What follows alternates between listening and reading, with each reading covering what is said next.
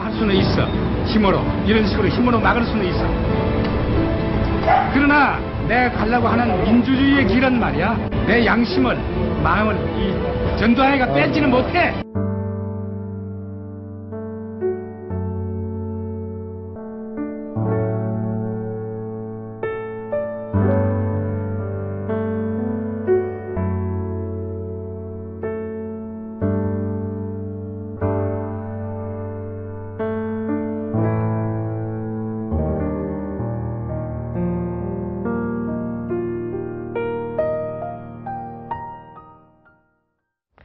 네, 오늘 패널분들 소개해드리겠습니다. 박상원 공간과 미디어 연구소 소장, 소종섭 전 시사저널 편집국장, 그리고 정철진 경제 칼럼니스트와 함께합니다. 어서 오십시오. 네, 안녕하세요.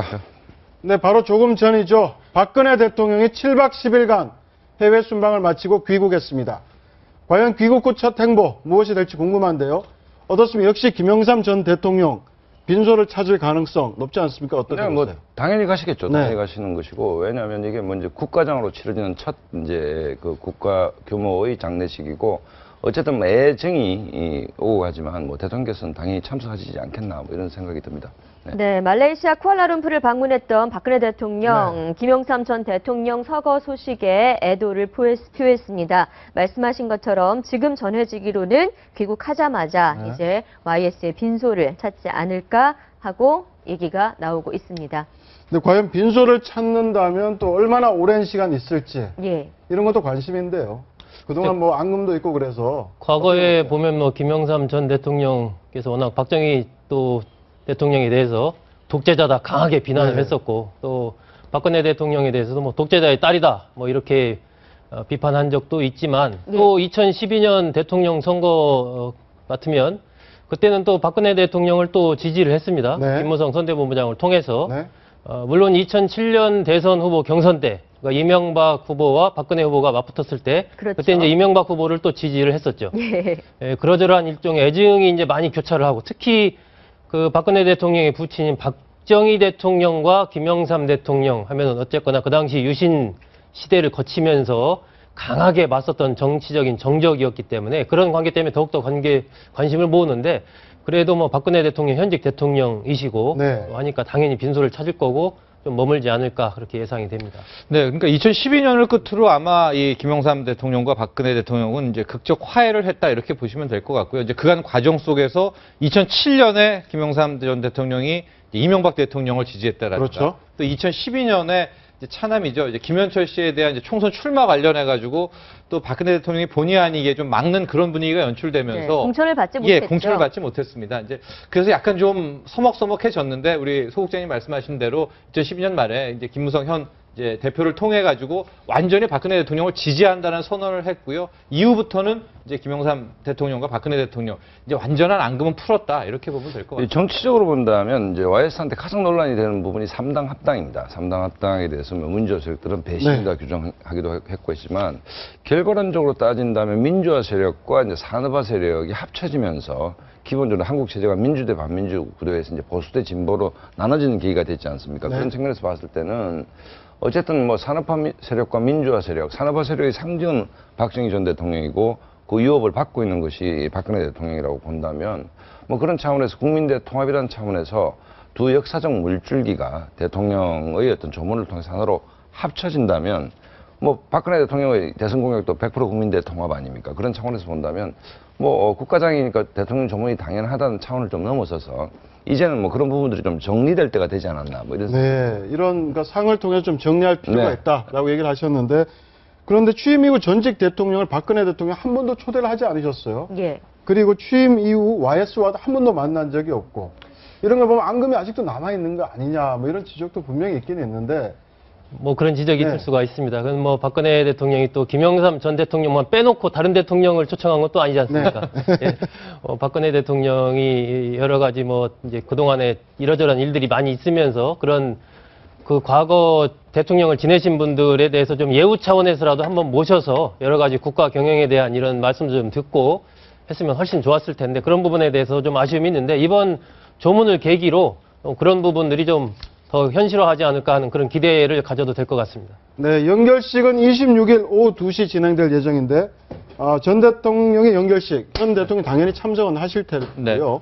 재미난 게 이번에 첫 국가장 아닙니까? 네. 그렇습니다. 그러니까 그동안 국장도 있었고 국민장도 있었는데 예.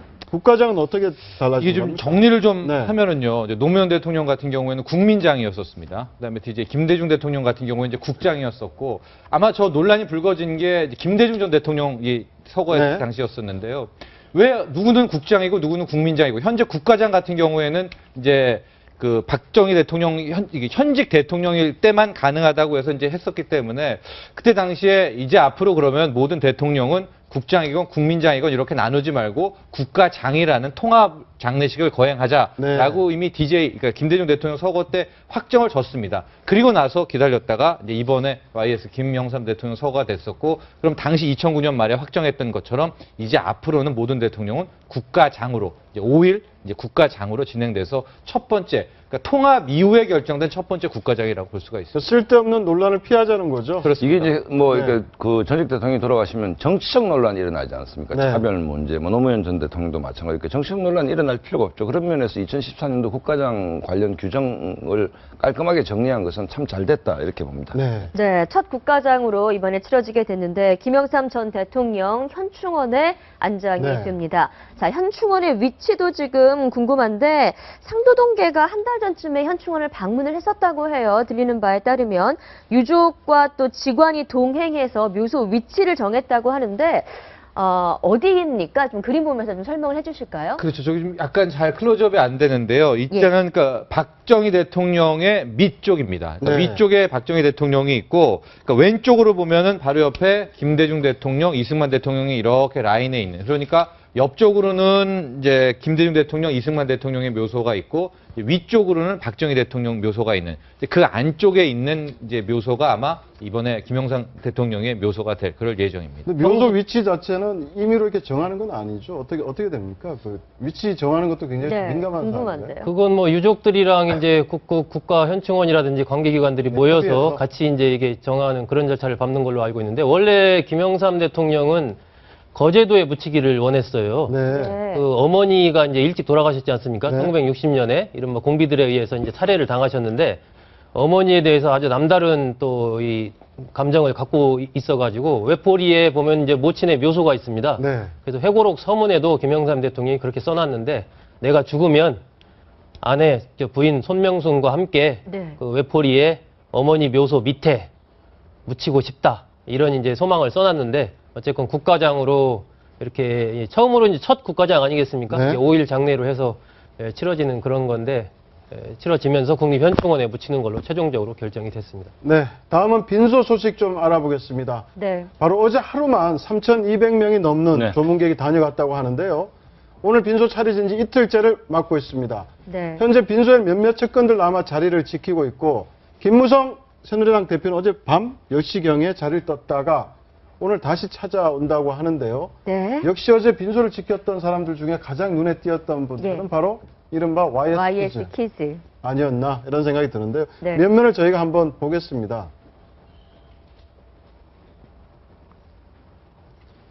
네, 어제 뭐 일단 김무성 대표 네. 김영삼 대통령의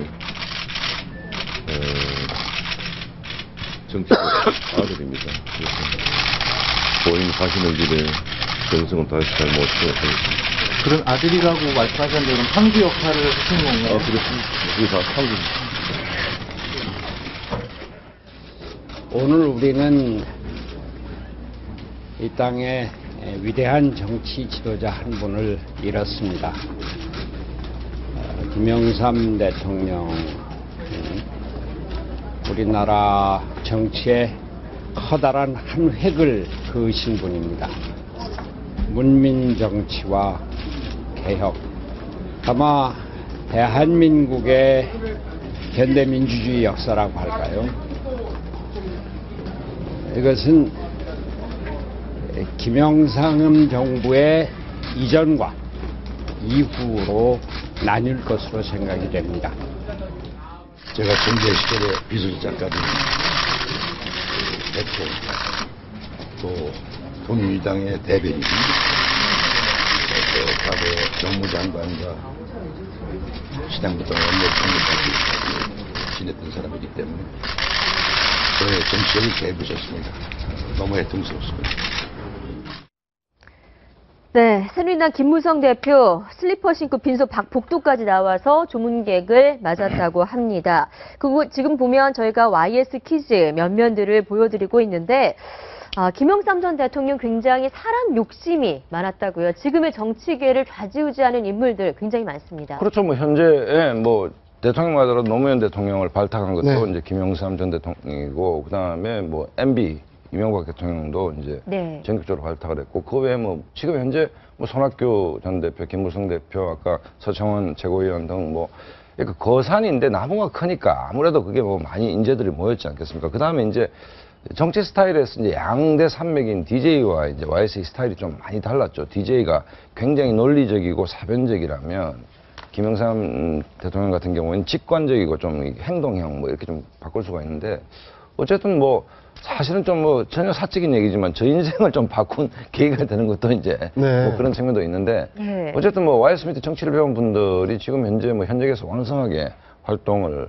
하고 있기 때문에 어쨌든 좀 다산의 정치인이었다. 그러니까 정치 후배들을 많이 길러내고 키워내고 배출한 뭐 그리고 사실은 이제 국민적인 측면에서는 DJ가 갖고 있는 탁월함도 있지만 또 이 정치를 아는 사람들 사이에서는 또 YS가 갖고 있는 특유의 어떤 그 친화력 또 사람을 키워내는 능력 뭐 이런 부분에서는 어쨌든 뭐 현재 정치까지 압도적인 영향력으로 좀 작용하고 있지 않나 이런 생각이 듭니다. 근데 그 YS 퀴즈는 이제 좀 구분이 되죠. 네. 그래서 맨 먼저 같이 민주화 투쟁에 같이 했던 1세대가 있고 상도동 나중에 이제 정치를 큰 정치를 되면서 계속 영입한 케이스가 있는 네. 경우죠. 그래서 1세대로 보면은 결국에는 자동령, 우형우. 네. 그래서 먼저 가신 김동영 의원하고 그다음 최영우 내무부 장관 있고 그 맨 1세대 막내가 비서로서 김무성 대표가 있는 거고요. 그렇죠. 그다음에 이제 서청원 대표부터 나중에 민한당을 하거나 다른데 그 테크노 클럽으로서 활동하다가 계속 영입된 케이스죠. 그래서 서청원, 무슨 손학규, 심지어는 뭐 노무현 대통령 얘기했지만은 홍준표, 안상수 전부 다 YS가 이제 발탁한 그런 케이스면서 대표적인 게 이제 또 이해창 국무총리. 네. 그분도 사실은 발탁을 해서 같이 퀴즈는 아니지만은 같이 이제 활동을 하고 했던 게인데 이해창 총리 같은 경우는 굉장히 서로 서먹서먹한 그런 관계 정립이 있어가지고 화형식까지 되고 해가지고 그런 경우가 있기 때문에 또 영입 관련해서 눈에 띄는 게 1996년인가요? 97년인가요? 이재호 네. 의원하고 나중에 이제 네. 민중당 출신의 제야 출신에서 이재호, 김문수, 김문수. 그다음에 타 진영까지 포용. 예예 타진영에서 전부 다 영입을 해가지고 그런 걸 보면 굉장히 포용의 리더십도 그렇죠. 갖고 있다. 그렇죠. 이런 지적도 그 나오고 있어요. 당시에 선거가 굉장히 어렵다고 했는데 이재호, 김문수 등 이제 제야 인사들을 전격적으로 수혈을 네. 함으로써 이제 선거를 거의 진다는 선거를 뒤집은 게 있죠. 그러니까 정치판에서 어떤 선거를 바라보는 관점보다 국민을 뒤집어내는 한 번에 이런 능력들은 뭐 YS가 선구사 기질이 탁월하죠, 사실은. 탁월한 부분이고, 뭐, 그 와중에 이제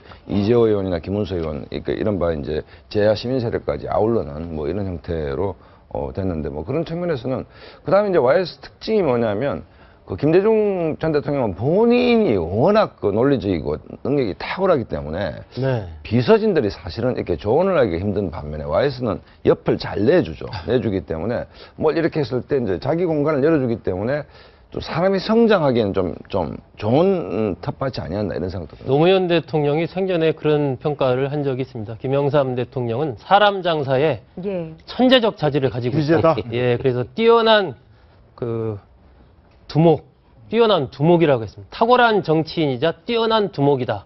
이렇게 평가를 한 적이 있는데 YS는 이른바 감의 정치인 그리고 친화력이 대단했지 않습니까? 그래서 네. 3당 합당 경우도 뭐 많은 사람들이 반대를 했는데 일단 YS를 한번 딱 만나고 나면 그다음부터는 입을 딱 닫고 이제 찬성으로 돌아서서 네. 그럴 정도로 한번 만나면 이제 그 김영삼 대통령 편이 자기 편으로 끌어들이는 이 친화력이 대단했던 그런 정치인입니다. 소국장님 말씀하셨는데 저도 이제 당시에 함께 활동했던 정치부 이제 언론사 대선배들 얘기를 들어보면은 늘 하시는 말씀들이 김영삼 대통령 같은 경우에는 거부할 수 없다.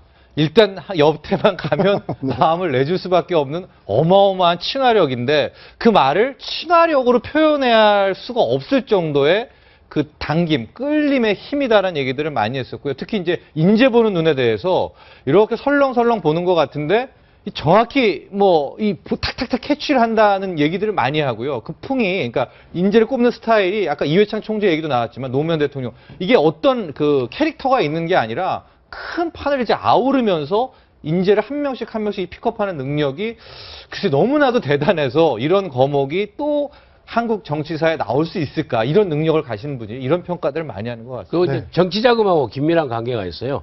그게 이제 후배들한테 그렇게 그러니까 DJ 대통령 같은 경우는 네. 꼼꼼하게 다 계산해서 이렇게 다 이렇게 지급을 네. 하시는 스타일이라고 하면은 YS 대통령은 먼저 본 사람이 임자입니다.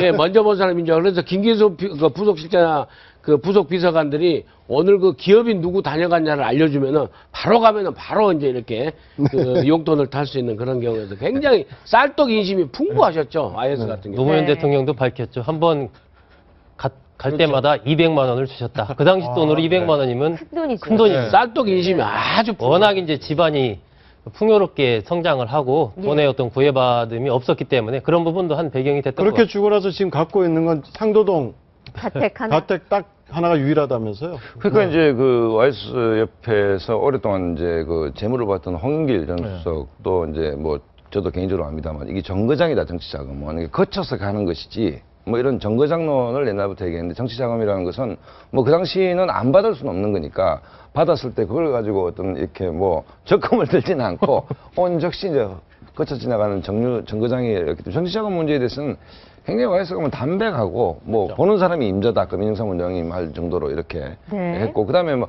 그 일화들 대선배 정치인들은 얘기를 많이 합니다. 오전에 이제 원내 총무를 할 때 이제 원내 총무면 지금 원내 네. 근데 비용이 들어가지 않습니까? 요즘은 국고에 지원이 됩니다. 그럼 그 오전에 받았는데 오후에 또 보자 해서 또 같으니만 또 돈을 주시길래 누가 주고 가더라면 주시길래 오전에 주시지 않습니까? 그러니까 그건 그거고 이러면서 또 주더라 이렇기 때문에 네. 사람을 흡입하고 사람한테 좀 신명나게 일할 수 네, 있는 네. 판을 만드는 데는 뭐 규제가 아니었네. 네. 네, 바로 그 사람을 보는 안목과 사람을 끄는 힘 때문이었겠죠. 이 좌동형, 우형우 얘기하셨는데 우형우였던 최형우 가신그룹 얘기를 하는데 최형우 전 의원 같은 경우에서 빈소에서 오열하는 모습이 또 화제가 됐습니다. 보시죠.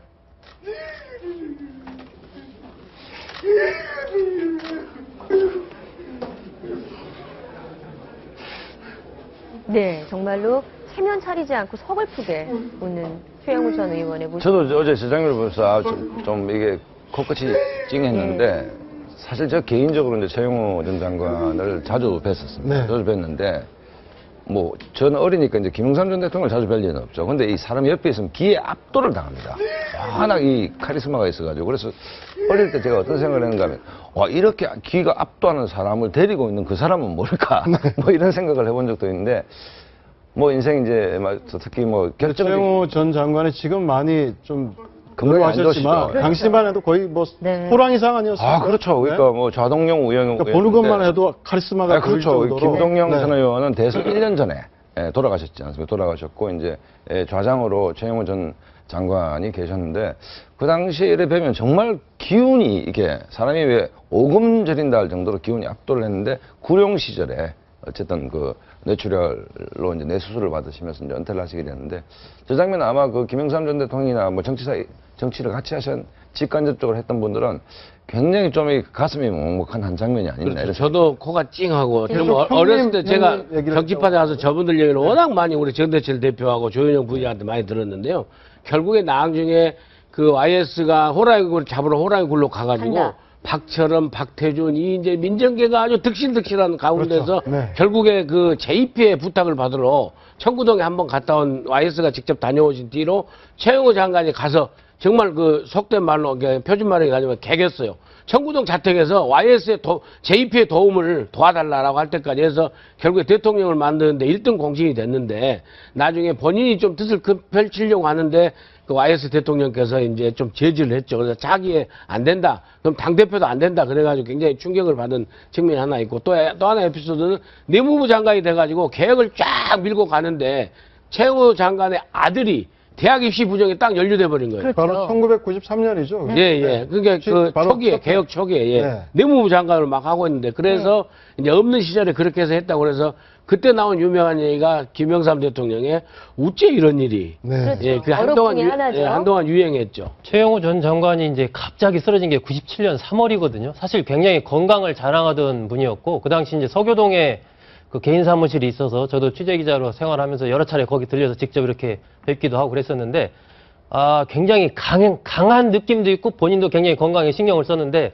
느닷없이 그날 뇌졸중으로 쓰러지면서 이른바 대권 후보 최영우 프로젝트가 거기서 이제 중단이 되죠. 네. 그래서 김영삼 대통령이 현직에 있으면서 2번 문병을 갑니다. 한 번 쓰러졌을 때 한 번 가고 퇴임하기 전에, 그러니까 97년 12월 22일 날 구기동으로 이제 최영우 전 장관을 찾아가서 거기서 오열을 합니다. 대통령도 오열하고 최영우 장관도 같이 울면서 이제 김영삼 대통령이 평소에 최영우 장관을 부르기를 최영우 동지 이렇게 부릅니다. 네. 그래서 같이 이렇게 부르면서 빨리 완쾌하시오 하면서 굉장히 오열을 했던 그런 일이 있고, 김영삼 대통령은 한마디로 최영우 장관을 불굴의 투사였다 이렇게 이제 표현을 했죠. 그 두 분 사이는 화면 나오고 있죠. 당시 함께 투쟁했던 모습인데요. 예, 그렇습니다. 네. 두 분 사이는 뭐 어떤 주군과 가신의 관계라기보다는 동지적인 관계였기 때문에 특히 그 최영우 전 장관이 지금 그 빈소에서 느끼는 그런 감정이 더욱더 남다를 것 같습니다. 네. 말씀하셨듯이 지금 최영우 전 장관의 오열하는 모습까지 보셨습니다. 1990년에 3당 합당을 통해서 신당 창당을 전격 발표할 때 또 JP가 있지 않았습니까? 네. JP, 김종필 전 총리 역시 빈소를 찾았는데 어떤 얘기를 했는지 한번 들어보시죠. 그래서 그 짝이 없어. 신념의 지도자로서 국민 가슴에 영원히 될 뿐이야. 그래, 내가 병원에, 서울대학 병원에 계실 때, 이분을 왔었었는데, 그때 꼭 완쾌해서 우리 전직 대통령끼리 자주 좀 뵙자고. 그래서 그렇게 아주 고개를 끄덕이 싫었는데, 오늘 이렇게 좀 대화를 못하시고 이렇게 상을 이렇게 돌아가셨는데. 네. 전직 대통령 가운데 유일하게 찾았죠. 이명박 대통령. 네. 그리고 삼김시대 가운데 이제는 김종필 전 총리만이 남았네요. 그렇죠. 뭐 이제 거인들의 시대가 이제 지는 거죠. 네. 뭐 또 낭만 정치의 시대가 지는 거고, 그렇기 때문에 이제 뭐 아마 어제 내가 오늘 아침 뉴스를 찾아보니까 JP께서 이제 김기수 비서실장, 뭐 우리가 일반 국민들은 잘 모르시겠지만 YS이라면 뭐 그냥 평생을 부자처럼 모셨던 김기수 실장을 보면서 오열했다, 진짜 충신이다 이렇게 하면서 뭐 이런 얘기가 나오는데, 아마 뭐 JP 마음도 만감이 교차하실 겁니다. 그렇겠죠. 뭐 박정희 전 대통령, 김대중 전 대통령, 김영삼 전 대통령과 다 애정의 관계를 맺으면서 그다음에 모든 정권을 사실상 만든 분 아닙니까? 예. 5.16을 통해서 박정희 시대를 열었고, 또 3당 합당을 통해서 YS의 시대도 열었고, 또 DJP 연합을 통해서 김대중 정부도 만들고, 그렇죠. 그렇기 때문에 어쨌든 마지막 남은 거인인데, 뭐 JP께서도 뭐 하여튼 만감이 교차하시지 않았겠나 이런 생각이 듭니다. 그러니까 반기문 유엔 사무총장도 지금 뉴욕에서 조전을 보내왔는데요. 그러니까 반기문 총장 같은 경우도 지금 YS 그늘에서 자유롭지는 않죠. 그렇습니다. 그 당시 지금 이제 이번에 종로에서 지금 뛰고 있는 박진 전 의원이 이제 청와대 그 통역을 오래 했지 않습니까? 통역하고 또 정무비서관도 지내고 이랬는데, 그 당시에 이제 박진 비서관이 반기문, 그 외교부에 있던 반기문 사무총장을 김영삼 대통령에게 소개를 해서 이제 청와대에 근무를 하게 되죠. 반기문 수석이. 그런 식으로. 외교 안보수석으로 근무를 했었습니다. 그렇습니다. 그런 인연이 또 이어지게 되고요. 김종필 그 전 국무총리랑은 애증의 관계가 교차하죠. 일단 3당 합당으로 같이 동지적인 관계를 형성했지만 94년 말에 들어서면서 최영우 내무장관이 한마디 합니다. 내년에는 당 대표직이 필요 없지 않느냐. 뭐 이러면서 이제 이른바 민주계에서 개혁과 변화의 시대에 김종필이라는 인물은 안 맞는 것 같다. 라면서 이제 이선 후퇴를 요구하게 되고, 95년 1월 달에 그 김영삼 대통령이 김종필 전 국무총리를 불러서 독대를 하게 되는데, 그 독대를 계기로 돌아올 수 없는 다리를 건너게 되죠. 그래서 결국은 이제 95년 3월에 자민련을 JP가 창당하는 것으로 이어지게 되는데, 김영삼 대통령은 굉장히 나중에 그 부분을 후회를 했어요. 나는 JP가 설마 탈당을 할 거라고는 생각을 못했다. 그리고 내가 그것을 좀 막지 못했던 것, 이것이 내 어떤 정치적인 가장 큰 실수 중에 하나였다라고 좀 후회를 했는데, 사실 그 일을 계기로 3당 합당으로 형성됐던 그 구조가 균열이 생기면서 JP가 나중에 이제 DJ 쪽으로 이렇게 옮겨가는 그런 계기가 되죠. 네, 박근혜 대통령 아마 오늘 빈소를 방문을 할 것 같은데 이분들도 빈소를 네. 방문을 할까 또 관심이 쏠리고 있는 인물들이 있죠. 바로 전두환, 노태우 전 대통령 두 분입니다. 전두환 전 대통령 조문 대신 조문을 보냈는데 조문 내용 한번 보기로 할까요? 예. 네. 예, 노태우 전 대통령 2002년부터 아마 와병 중에 있는 걸로 네. 알고 있는데요. 그렇습니다. 아마 집 밖을 나올 수 없는 상황이라서 예. 대신 조문단을 보낼 예정이다라고 예. 얘기를 했고요. 네. 바로 전두환 전 대통령은 한자를 써가면서 아주 짧은 애도문을 보냈습니다. 네. 네, 한번 읽어. 근래 언론 보도를 통해 병고에 병고에 시달린다는 시달린다는 소식은 듣고 있었는데 끝내 건강을 회복하지 못하고 유명을 달리한 데 대해 애도를 표한다라고 예. 얘기를 했고요. 기독교 신앙이 깊었던 분이니까 좋은 곳으로 가셨을 것이라 믿는다. 유가족의 위로를 보낸다. 저기 어디에도 YS, 그러니까 김영삼 전 대통령의 민주화 투쟁이라든지 평가는 전혀 들어있지 않아요. 그러니까 뭐 들어있을 수가 없죠. 그러니까 일단 노태우 전 대통령께서는 3당 합당을 하고 정치를 같이 했는데 건강이 안 좋으니까 가실 수가 없을 거예요. 조문단을 보내는 그렇겠죠, 것이고. 아무래도. 전두환 전 대통령 같으면 사형 선고까지 받았죠. 사형 선고까지 받고 거의 대부분 이제 그 YS 임기 동안 투옥 생활을 했기 때문에 글쎄 저는 근데 개인적인 느낌은 아마 가시지 않겠나 이런 생각이 좀 듭니다. 가신다고? 네, 가실 가능성이 네. 있다. 왜냐하면 전두환 대통령을 인간적으로 평가했을 때 굉장히 남자답고 이런 얘기가 있는데 어쨌든 갈지 안 갈지도 흥미거리인데 어쨌든 YS의 지적 중에 하나가 하나의 숙청, 그다음에 군부 정치를 사실상 끝낸 것이고 그 상징적인 게 노태우 전두환 전 대통령 법정에 세운 거 아닙니까? 그렇죠. 네. 그렇다고 본다면 저 전두환 YS의 관계도 역사적인 관계다. 근데 전두환 전 대통령은 건강에 특별한 이상이 없는데요. 성명 내용을 보면 한자를 사용했고 딱딱한 한자, 높임말 사용하지 않았고요. 존칭도 생략했습니다. 그러니까 두 사람이 좀 불편한 관계를 어느 정도 드러낸 것 아니냐.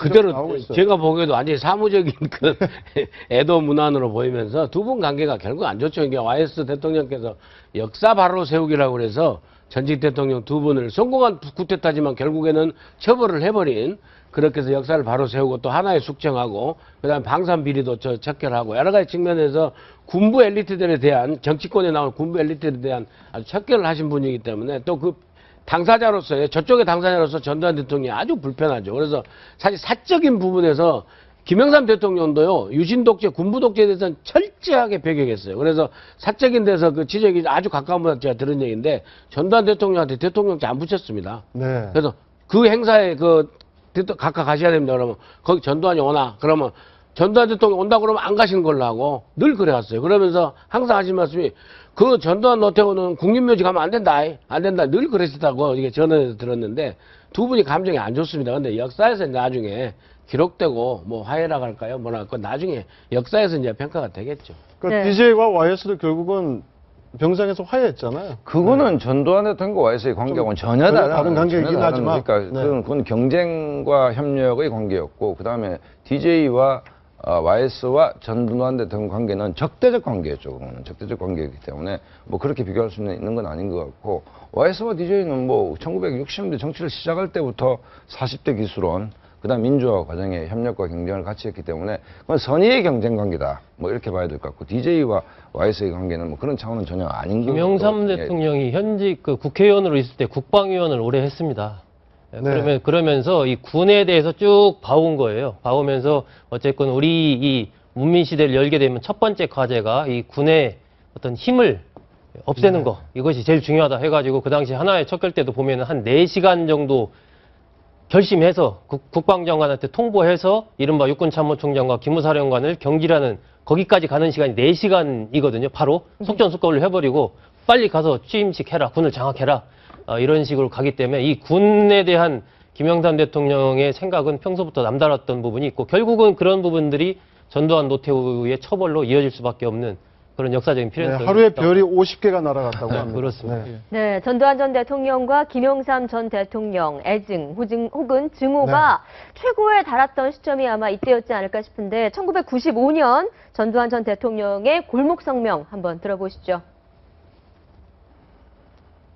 검찰의 태도는 더 이상의 진상규명을 위한 것이라기보다는 다분히 현 정국의 정치적 필요에 따른 것이라고 보아 저는 검찰의 소환 요구 및 여타의 어떠한 조치에도 협조하지 않을 생각입니다. 나를 감금할 수는 있어. 힘으로. 이런 식으로 힘으로 막을 수는 있어. 그러나 내가 가려고 하는 민주주의의 길은 말이야. 내 양심을, 마음을 이 전두환이가 뺏지는 못해. 네, 15년 간격을 두고 서로 다른 위치에서 95년과 80년. 저때 그 골목 성명을 연희동에서 전두환 전 대통령이 하고 네. 그다음 희한한 장면이 벌어지는 게 차를 타고 합천으로 갑니다. 합천으로 가는데 검찰 소환을 취재기자가 따라붙었습니다. 서울 연희동부터 합천까지 고속도로를 달리고 취재 차량이 따라붙고 네. 뭐 이런 희한한 장면이 있었는데 저 골목 성명 저 때만 하더라도 사실은 좀 정치군의 힘이 아직은 살아있을 때인데 네. 어쨌든 법정에 역사의 법정에 서게 되는 것이죠. 네. 예. 1993년 같은 경우에 이제 김영삼 대통령이 바로 하나회 척결을 하고 그해 8월에 금융실명제법을 이제 밝히지 않습니까? 그렇죠. 그러니까 전두환 대통령 입장에서는 일단 하나회를 통해서 당시에 별이 뭐 48개가 다 네. 아웃이 되고 8월에 금융실명제법을 시행하면서부터 당시까지만 해도 전두환 대통령은 통치자금이나 비자금으로 거의 1조 정도를 이제 치부를 해놨는데 이제 93년부터는 금융실명제니까 그 돈을 찾을 길이 법적으로도 없어지는 겁니다. 네. 94년, 95년, 그러니까 금융 쪽으로도 이게 옥죄버리게 되니까 이제 95년쯤 되면은 전두환 대통령이 이제 설 자리가 없는 거예요. 그러니까 군 쪽에서도 라인이 없고 돈 쪽으로도 금융실명제법 때문에 완전히 막혀 있게 되니까 이제 갈 수 있는 곳은 아까 얘기한 것처럼 이제 합천 쪽으로밖에 갈 수가 없는. 그러니까 이게 하나의 큰 틀에서의 큰 계획을 짜고 했다는 느낌이 드네요. 지금도 많은 분들이 과연 김영삼 대통령이 아니었으면 전두환, 노태우 두 전직 대통령을 잡아넣을 수 있었겠느냐라고 이야기를 하지 않습니까? 저 당시에 95년에 골목성명 발표하고 고향으로 내려간다는 것은 과거에 뭐 김영삼 대통령도 또 독재에 저항할 때 고향의 마산에 내려가서 직구하고 한 적이 있지만 고향으로 내려간다는 것은 저항을 계속하겠다는 의미거든요. 네. 고향으로 내려간 전두환 전 대통령을 김영삼 대통령이 가만히 두고 보지 않지 않습니까? 바로 그냥 수사관들 내려보내서 잡아 올리지 않습니까? 네. 이제 이것이 이제 김영삼 대통령의 스타일을 보여주는 것인데 만약에 이제 김대중 대통령이었다면 그렇게 할 수 있었을까 하는 이제 그런 의문을 많은 사람들이 가지고 있는데 그 정도로 김영삼 대통령이 어쨌든 강하고 추진력 있고 한번 결단하면 그냥 밀어붙이는 이런 부분에서의 대단한 지도자였다고. 또 과연 조문을 올까 좀 궁금해하는 분이 있는데 바로 이회창 네. 전 총재인데요. 처음에 이제 이회창 전 총재를 발탁한 건 김영삼 전 대통령이지만 그렇죠. 대법관은 이제 결국은 안 좋게 헤어졌지 않습니까? 국무총리 때문에 네. 여러 가지 문제 때문에 있었는데 안 좋게 헤어짐으로써 이제 지금 요즘 지난번 대선 때 안철수 의원 못지않은 대쪽 판사로서의 이제 천정부지의 인기를 누리고 있었는데 그 와중에서도 이제 구룡시대에 이회창 이제 그 당시 씨한테 이제 당권도 주고 다 합니다. 그러니까 와이스하고 아주 특이한 부분이 굉장히 일종의 영린을 건드리면서 나갔음에도 불구하고 정치적 공간을 열어줍니다. 네. 열어주게 되고 그런 특이한 아주 그러니까 그 정치인으로서의 특이한 부분이 있는데 이회창 그 당시 총재가 정치 경험이 일전했죠. 결정적 패착이 두 가지가 있는 게 하나는 YS 화형식이었습니다. 대구 시당 대회에서 김영삼 대통령 모의 인형을 때리고 그렇죠. 화형식하는 이 장면에서 PK 민심이 돌았었고 그것 때문에 이인재 후보가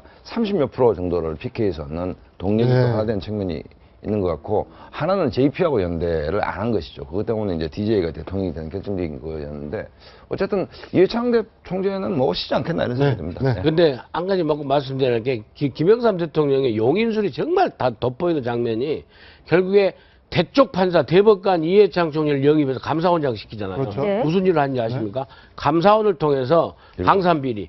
당군 이래 최대 그 방산비리 때도 별이 50개가 떨어졌어요. 그래서 감사원에서 먼저 감사하고 나중에 검찰 수사를 가게 되죠.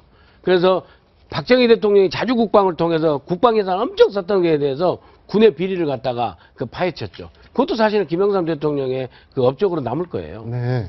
나중에 그 이른바 공산 마스코트라고 해서 아까 그 박상원 소장이 말씀하신 이렇게 몽둥이로 예. 공산 마스코트를 때리는 이게 경북 지역의 이제 필승 결의대회 때 일인데 그 일을 겪고 그리고 이제 탈당해라라고 김영삼 대통령 당에서 탈당해라라고 요구를 하지 않습니까? 그렇죠. 그걸 겪으면서 김영삼 대통령이 그렇게 심경을 토로한 적이 있습니다.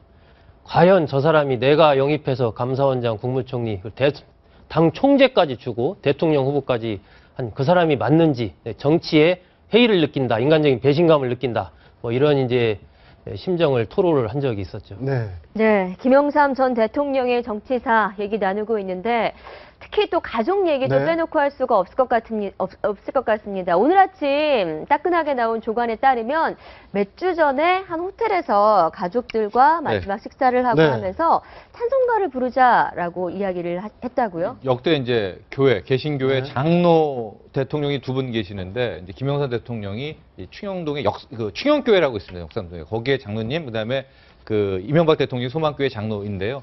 지금 보도에 따르면은 한 2주 전쯤에 가족들이 모임이 있었습니다. 이제 네. 서거하시기 전에. 근데 그때 이제 찬송을 부르자라고 말씀을 하셨는데, 그때 찬송가가 아마 교회 다니시는 분들은 아실 것 같은데, 나의 갈 길 다가도록이라는, 네. 그러니까 좀 이제 마지막을 좀 생각할 때 부르는 이제 그런 찬송가였었거든요. 그러니까 그때 아마 온 가족을 통해서 나의 갈 길 다가도록을 같이 부르자라고 하셨을 때 이미 이 본인 스스로는 어느 정도 자신의 몸과 건강 상태에 대해서 좀 생각하지 않았을까, 이제 그런 이제 전언들이 나오고 있습니다. 그러니까 YS와의 마지막 만찬임을 직감한 가족들은 예. 바로 YS가 직접 부른 찬송가를 녹음했다고 하니까요. 예. 또 시간이 지나면 그 녹음된 찬송가도 공개가 될 가능성이 있을 것 같습니다. 그렇습니다. 네. 네. 그리고 어제 정말 빈소를 바라보는 이 시청자들을 짠하게 했던 게 바로 손명순 여사. 그렇죠. 그죠? 휠체어를 타고 남편의 빈소를 찾았는데 아무 말도 하지 않았습니다. 네, 그러면서 춥다, 네. 안 추웠는데 굉장히 춥다라는 말을 반복해서 했다고 하더라고요. 네, 김현철 씨가 이제 충격을 받을까 봐서 오전 7시 돼서야 어머니한테 아버지가 서거한 소식을 알렸다고 하는데, 뭐 그 2분, 그러니까 김영삼 대통령의 아내 사랑이 아주 각별했죠. 굉장히 각별했습니다. 이 1951년에 결혼을 했는데 그 당시 이제 전쟁 시기였기 때문에 김영삼 대통령이 그때 부산의 학도의용군으로 해서 이른바 이 정훈요원으로 근무를 하고 있을 때인데, 이 김영삼 대통령 집안이 손이 귀합니다. 그래서 아들이 뭐 본인도 일남 모녀 중에 이제 외아들 아닙니까? 네. 그런 식으로 아들이 별로 없는 집안인데, 그러다 보니까 아버지 김홍종이 혹시 잘못해서 전쟁 중에 죽을 수도 있다, 그러니까 빨리 결혼시켜서 후사를 봐야 되겠다 해서 거짓말로 편지를 띄웁니다. 할아버지가 위독하니까 빨리 와라. 그래서 이제 김영삼 대통령이 보고 거제도로 빡 오는데, 와서 보니까 결혼하라는 거거든요. 그래서 아이고 저 안 합니다. 그런데 무슨 소리야 해. 그래가지고 할아버지 이제 아버지 손을 잡고 마산으로 가서, 마산에 이제 김홍종의 친구인 병원장을 하던 사람이 리스트를 쭉 갖고 있는 사람을 차례차례로 만났는데 3번째로 만난 게 손명순 여사입니다. 딱 만났을 때의 느낌이 김영삼 대통령이 이렇게 표현을 했습니다. 나랑 많이 빙긋이 웃으며 들어오는데 나랑 많이 닮았고 목소리가 너무 좋아서 결혼하기로 생각했다, 뭐 이런 얘기를 하고, 손명순 여사는 남자다웠고 굉장히 의리와 뚝심이 있어 보였다, 그런 해서 만난 지 한 달 만에 마산의 한 교회에서 결혼을 하게 됩니다. 네, 만난 지 한 달 만에 결혼 60주년의 회현식이었을 네. 때 김영삼 전 대통령이 아내에게 한 이야기가 있습니다. 들어보시죠. 저는 참으로 축복받은 사람입니다. 30년 전, 아니 60년 전 손명순 여사를 제 아내로 맞이한 일입니다. 그 아내에게 들려주고 싶은 말이 있습니다. 그동안 참으로 고마웠어. 사랑하오. 야, 저 마지막 멘트가 아주 그냥 감동적이었대요. 근데 손명순 여사가 한국 정치사에서 분위기를 바꾼 장면들이 몇 가지 있는데, 요즘 이제 보통 당 대표가 되고 이러면 의원 부인들 초청해서 이제 대표분이 식사를 많이 합니다. 그 원조가 손명순 여사인데, 그 당시 민주화 투쟁을 했기 때문에 야당 의원 부인들을 일일이 불러서 정말 고급진 음식을 사줬다고 그럽니다. 그러니까 박관 양반들이 정말 고난이 일어난, 당신들이 더 고생 많다, 이렇게 얘기를 한 적도 있고, 3당 합당 때 전격적으로 이루어지지 않습니까? 사실 당내 컨센서스를 형성하고 한 게 아니거든요. 거의 기습적으로 했기 때문에 의원들이 거의 멘붕에 빠졌는데, 손 여사가 일일이 부인들을 집으로 이제 초대를 했는데, 그때 뭐 부인들하고 통곡도 하고 뭐 이런 그 에피소드가 많거든요. 그렇기 때문에 내조의 여왕이다, 조용히 있었는데, 실제로 그 김영삼 전 대통령이 좀 거칠게 가는 스타일이라면 그 흩어진 부분들을 뒤에 모으는 역할들을 손 여사께서 아주 충실히 잘해놨고, 그 다음에 이제 기자분들 유명한 게 시래기국 아닙니까? 김치국. 뭐 하루에 밥을 한 마리씩 했다는데 뭐 선배 기절 낭만적인 정치 시대를 대표하는데 상도동 가면 신발 정리하는 사람이 따로 있을 정도로 아침에 북새통이었고 상도동 집이 그렇게 크지 않습니다, 사실은. 뭐 작은 집에서 네. 뭐 수십 명의 기자들은 매일 밥을 해먹여야 되니까 뭐 그 부분도 다 뭐 손 여사의 손때가 묻은 어떤 그 정치 이른바 낭만 정치 시대의 한 풍경이다 이렇게 봐야 될 것 같습니다. 네, 알겠습니다. 근데 또 김현철은 차남 김현철은 굉장히 사이가 좋았다가 결국은 나중에 아버지 속도 좀 썩였고요. 네. 막은 가족회의가 그 취임 전날, 그러니까 1993년 2월 24일 날에도 가족회의가 열렸습니다. 김영삼 대통령이 내일이 이제 청와대로 들어가기 전날 가족들을 모아놓고 거기서 무슨 얘기를 하냐면 장개석 그 대만의 장개석 총통 며느리의 이야기를 합니다. 대만으로 이제 쫓겨갔는데 며느리는 쫓겨간 상황에서도 밀수를 하고 사치스럽게 생활을 계속했던 거예요. 그래서 어느 날 장개석 총통이 며느리한테 이렇게 보석함을 하나 줍니다. 집에 가서 끌러봐라. 며느리가 혹시 보석이 들었나 해서 집에 가서 딱 끌러보니까 권총이 하나 들어있던 거예요. 그래서 이제 시아버지의 뜻을 알고 며느리가 권총으로 자살을 하죠. 이런 식으로 김영삼 대통령은 집권을 앞두고 친인척들이 발호를 하게 될 경우에 이러한 상황이 될 수 있으니까 조심해라 라는 이제 하나의 그런 역사적인 메시지를 던졌군요. 예, 경고를 그때 던졌는데 그래도 그 둘째 아들이죠. 김현철 씨 소통령으로 불렸던 그 국정 여러 가지 관련하는 거 이런 부분을 막지는 못했죠. 결국 그것이 엄청난 짐이 돼서 나중에는 결국 아버지가 직접 검찰총장에게 전화를 해서 아들 집어넣어라 이렇게 전화를 해야 되는 그러한 아픈 상황으로까지 가게 됩니다. 김현철 소장에 대해서 두 가지 오해가 있는 것이 하나는 그냥 대통령의 아들이었다는 게 아니고 이제 야당 생활만 해왔는데 미국에서 갔다 와가지고 한국 정치를 좀 바꾼 측면이 있습니다. 요즘 여론조사 얘기하지 않습니까? 그러니까 여론조사 기법이라든지 그 여러 가지 정치의 새로운 어떤 기법들, 그다음에 인재 발탁이라든지 이런 측면들이 에서 좀 정치의 구조를 좀 바꾼 측면이 있는 게 야당 생활 길거리 투쟁만 하다가 갑자기 아들의 보고를 받고 예를 들어서 아버지 이번 선거는 이 지역은 몇 대 몇으로 민영삼 후보가 이기고 뭐 이 지역은 몇 대 몇으로 소정수 후보가 이깁니다 했을 때 딱 보면 정확하게 맞으니까 아버지는 기절할 노릇 아닙니까? 그 다음에 그 대선 전략까지도 그 대통령이 되기 전까지는 김현철 소장이 굉장히 어떤 그 핵심 참모로서 신선한 참모로서의 정치적 역할을 한 것은 사실이고 두 번째는 한보비리와 김현철을 연결시키는데 사실은 한보비리로 수사를 했는데 김현철은 아무것도 안 나왔습니다. 그래서 이제 조세 포탈로 이제 구속이 됐는데 조세 포탈이라는 게 뭔가 하면 정치사 자금을 쓰고 남은 걸 신고한 세금 안 냈다 이 얘기입니다. 그걸로 들어갔기 때문에 흔히 한보비리가 이제 IMF로 가는 단초이고 그 다음에 김현철 소장이 관련돼 있다는데 실제로 한보비리하고 수사를 했으나 김현철 소장은 별 관련이 없는 거로 그러니까 어떻게 보면 정치적 희생양인데 직함이 없이 아들로서 국정에 개입하는 이 측면 이제 무슨 비뇨기과 병원장실에서 뭐 인사 얘기를 하고 이런 장면들이 이제 국민들 정서에서 봤을 때는 도저히 수용이 안 되는. 근데 아버지의 그 중앙조사연구소라고 해가지고요. 방금 말씀하신 대로 저도 이제 같이 일했으면 하는 우리 동기인데 같이 일했으면 하는 그런 메시지도 오고 그랬는데 중앙조사연구소라고 그래가지고 강호의 젊은 인재들을 과학적인 데이터를 가지고 분석하는 젊은 인재들 많이 모아가지고 간 게 대표적으로 그 가신 분이 이병석 국회 부의장이 있어요.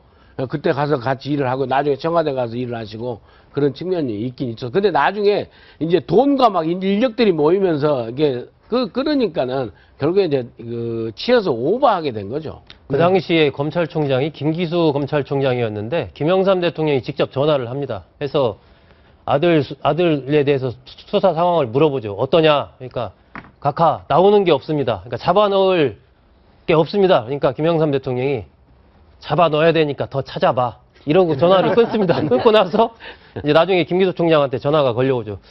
이런 게 하나 있습니다. 하면서 이야기하는 게 조세 포탈이거든요. 네. 그걸 딱 보고 하니까 김영삼 대통령이 그 당시에 잡아 넣어라.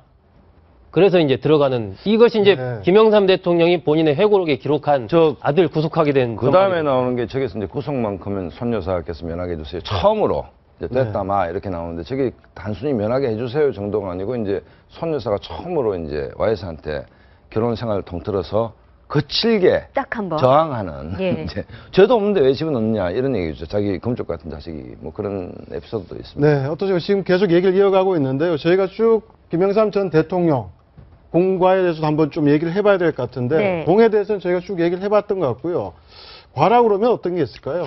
결과적으로 뭐, 예, IMF죠. 1997년 IMF고요. 네. 참으로 공교롭게도 이제 11월 22일이 네. 공식적으로 우리 1997년 당시에, 그러니까 김영삼 대통령 서거일이 이제 IMF의 구제 금융을 신청한 날이어서 참 뭐 놀라운 데자뷰다 이런 얘기들 많이 그쵸. 나오고 있는데 예. 어쨌든 이제 95년, 96년까지 당시에 이제 대한민국의 경제 상황이 굉장히 좋았었는데 그것이 알고 봤더니 이제 버블 거품이었다라는 얘기였었고요. 네. 그때 그 흥청망청 됐을 때 조금만 더 정신을 차렸더라면, 조금만 더 자제를 했었더라면 아쉬움이 있는데 그때 당시에는 또 지금 생각해 보면 막지 못하는 하나의 큰 물결, 그러니까 미국에서 펼쳐지는 큰 작전이 아니었나. 이 동남아시아를 통한. 그 1995년부터 97년까지 저도 펼쳐졌던 이제 상황들이. 경제 네. 기자를 담당하면서 과연 이렇게 흥청망청 써도 될까 할 정도로 버블은 심했었죠. 네, 그럼에도 누가, 불구하고 대통령이 누가 왔었더라도 네, 막지는 이런 못했을 것이다. 사태가 오지 않았을까라는 생각을 지금 한번 해보게 되는데. 뭐 한국을 비롯한 아시아들이 그닥 그렇게 신뢰도가 높지도 않은데도 달러를 엄청 빌려줬습니다. 그러니까 미국에서도 그렇고, 그러니까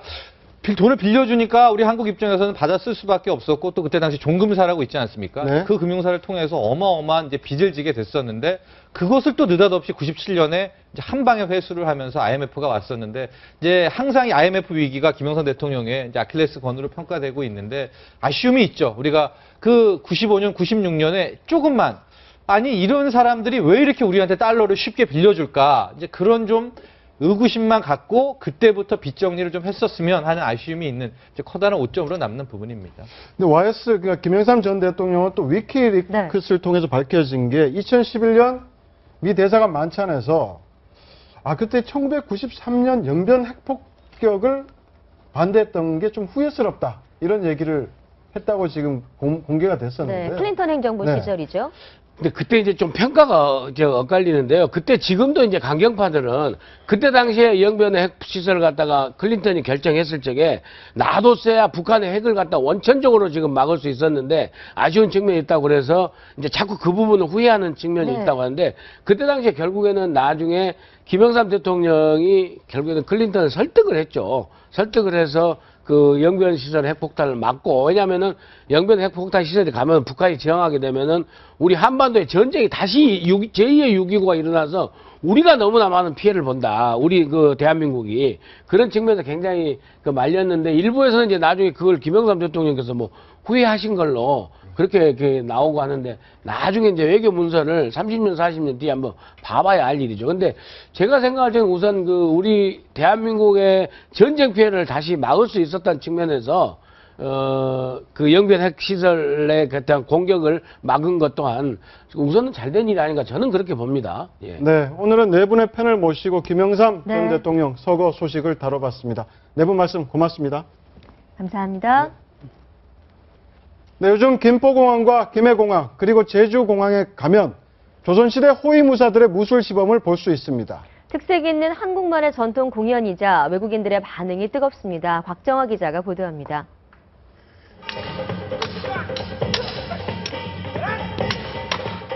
조선시대 전통 복장을 한 두 명의 호위무사가 화려한 검술 대결을 펼칩니다. 임금을 가까이서 호위하는 무사를 뽑기 위해 무술 시합을 여는 내용의 천검의 귀환 공연입니다. 퍼포먼스가 펼쳐지는 곳은 김포공항의 3층 대합실. The king will now present Heavenly Sword. 관광객들을 위해 영어와 중국어로 해설도 곁들입니다. 반응은 뜨겁습니다. 한국 전통 공연이 신기한지 사진으로 추억을 남깁니다. すごい韓国っていう国を直に感じることもできましたし、民族衣装とかすごい好きなんで本当に見ることもできてよかったと思ってます。 아이들은 화려한 액션에 푹 빠졌습니다. 재밌었어요. 나중에 형아들처럼 되고 싶어요. 한국공항공사는 김포, 김해, 제주공항을 순회하며 하루에 2번 공연을 진행합니다. 우리나라를 찾는 외국인들에게 강한 첫 인상을 남겨서 지역 경제 활성화와 국가 브랜드를 증진시키는 데 일조를 할 생각을 하고 있습니다. 공항 입국장부터 울려 퍼지는 전통음악과 공연이 외국 관광객들에게 깊은 첫인상을 심어주고 있습니다. 채널A 뉴스 곽정화입니다. 고령화된 농촌 주민들의 건강과 영양 불균형 문제를 해결하기 위해서 농림축산식품부가 경기 양평 12개 마을을 대상으로 식생활과 건강 개선 시범 사업을 실시합니다. 그제 경기 양평군 양서면을 찾은 이동필 농식품부 장관은 개선 시범 사업 경과를 살펴보고 마을 고령자들과의 간담회 등을 통해 의견을 수렴했습니다. 네, 지금까지 아침 경제 골든타임이었습니다. 고맙습니다.